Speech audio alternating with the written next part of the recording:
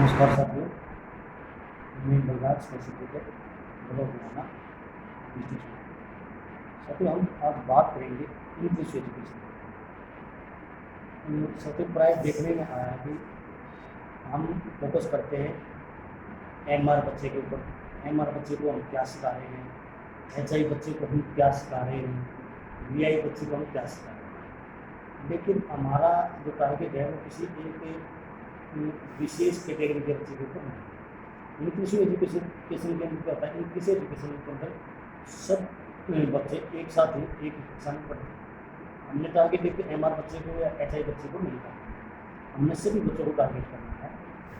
जैसे मान लिया 5वीं क्लास है, 5वीं क्लास में नॉर्मल बच्चे हैं, नॉर्मल बच्चों के साथ साथ एमआर बच्चा भी है, उसके अंदर लो रीडिंग के बच्चे भी ओपन दिखाई देता है, एचआई के बच्चे भी भी ओपन सुनाई देता है, अपन बोल पाते हैं। और फोर्थ में लिखा है बच्चा है। सबसे पहले तो हमें क्या करना है, क्लासरूम अरेंजमेंट करना है। क्लासरूम हम किस तरह से हमने क्या क्या ध्यान रखना है। देखो, एमआर बच्चा है, वो एमआर बच्चे की थोड़ी सी भी भी ज़्यादा होती है, वो दूसरे बच्चों के साथ छेड़खानी ज़्यादा करता है। हमने इस बात का भी ध्यान रखा है कि ये तोड़ ना करे, ज़्यादा दूसरे बच्चों के साथ छेड़खानी ना करे। इस तरह का हमें ध्यान रखते हुए क्लास में उसको एडजस्ट करना है कि बच्चा कहाँ बैठे। उसके बाद बात करते हैं लो विजन के बच्चे को, जो चीज़ वो कम दिखाई देता है। हमने इस बात का ध्यान रखना है कि लो विजन का बच्चा वहाँ बैठे जहाँ उसको प्रॉपर रोशनी मिले। हमें लाइट का विशेष ध्यान रखना कि बच्चा बच्चा एक कोने में बैठा पीछे वो लाइट है नहीं, उसके बच्चे का कोई बेनिफिट नहीं होगा। हमें इस बात का विशेष ध्यान रखना है कि बच्चा कहाँ बैठे। क्लासरूम अरेंजमेंट जो है सबसे महत्वपूर्ण भूमिका बच्चे की शिक्षा में निभाता है। उसके बाद एक एचआई बच्चा है जिसको कम सुनाई देता है या सुन नहीं पाता, वो बच्चा क्या करेगा, लिप्स रीडिंग से वो पकड़ता है और बोर्ड पे लिखा हुआ देखता है या जो उसको चित्र दिखाते हैं वो देखता है। हमें ऐसा ध्यान रखना है कि बच्चा इस तरह से बैठे कि उसको सामने का बिल्कुल साफ दिखाई दे और जो उसका अध्यापक है वो भी उसको अच्छे से किसी बोल रहा है वो उसको अच्छे से मतलब टीचर के साथ कनेक्ट कर सकते। उसके बाद ऑर्थो जो हैंडीकेप बच्चा है उसका भी ध्यान रखना है कि मतलब ये जब क्लास में आएगा, मतलब एक बेंचों को कवर करते हुए वो पीछे जा रहा है, वो बात आ रही है उसको जाने में, तो वो आए गेट से अंदर एंट्री करे, वो इसी तरह से एडजस्ट बच्चा हो जाए कि उसको बैठने में प्रॉब्लम ना हो। क्या खासकर बच्चा देख कर सीखता है। और हमने जैसे 5वीं क्लास में हम मान लिया लेसन 3 है कैसा है, हम ऐसा नहीं है हम एमआर बच्चे को अलग से कुछ टॉपिक करवाएंगे, एचआई को अलग से करवाएंगे या बीआई को अलग से करवाएंगे, सामान्य बच्चे को अलग करवाएंगे, ऐसा नहीं है। हम पूरी क्लास को वैसे कवियों की स्टोरी भी करवाएंगे, लेकिन हम क्या करेंगे, तरीके कुछ ऐसे रखेंगे कि हर बच्चा उसमें इंटरेस्ट ले। ऐसा मेथड होना चाहिए और हर बच्चा सीखने की कोशिश करे। मान लेते हैं एक बिल्कुल सामान्य बच्चा है, उसको पूरी वैसे कवि की पूरी कहानी उसको याद हो सकती है, लेकिन एक एमआर मॉडरेट बच्चा है, माइल्ड बच्चा है, कम से कम उसको अगर कहानी याद नहीं होगी तो उसको ये जरूर पता लगेगा कि ये कौवा है और ये घड़ा है, इसमें पानी है। कम से कम कहीं देखेगा तो वो पहचान तो सकता है कि ये कौवा है। तो हमने इस बात का विशेष ध्यान रखना कि सभी बच्चों को हमें एक ही चीज़ हमें सिखानी है।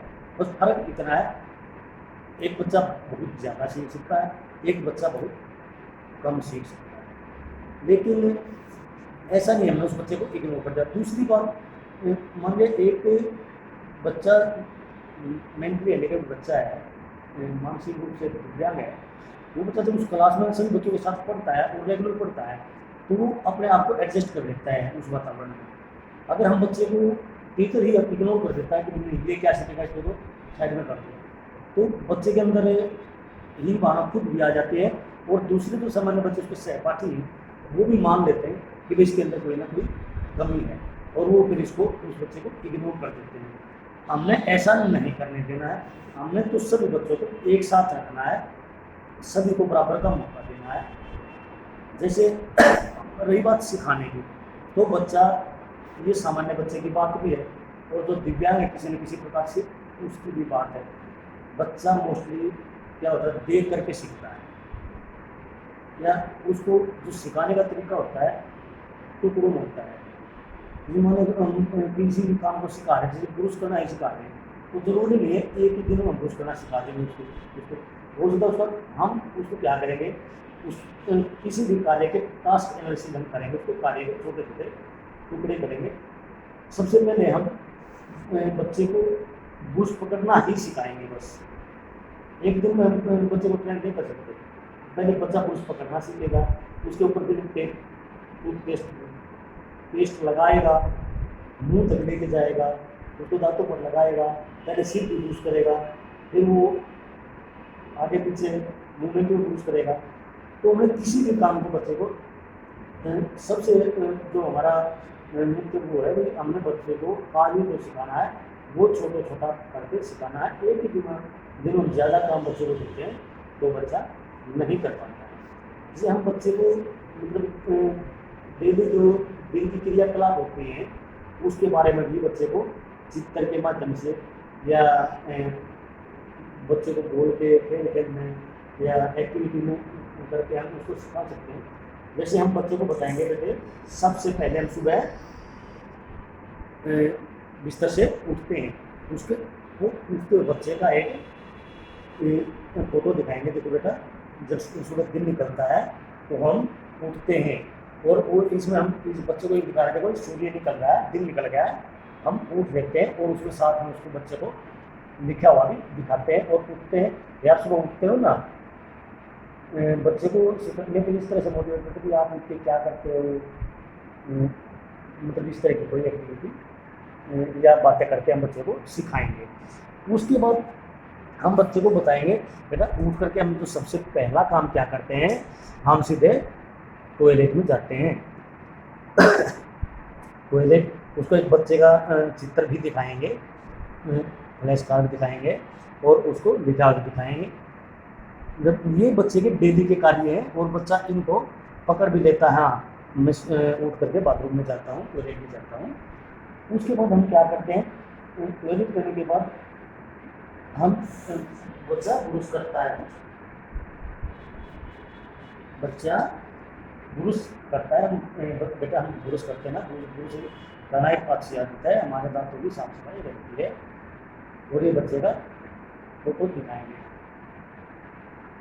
फिर उसके बाद हम क्या करते हैं, नहाते हैं, नहाते हुए बच्चे का फोटो दिखाएंगे। हम जब स्कूल में जाते हैं, स्कूल में जाने से पहले हम स्नान करते हैं, स्नान करने के बाद हम कपड़े डालते हैं, कपड़े डालने का चित्र दिखाएंगे।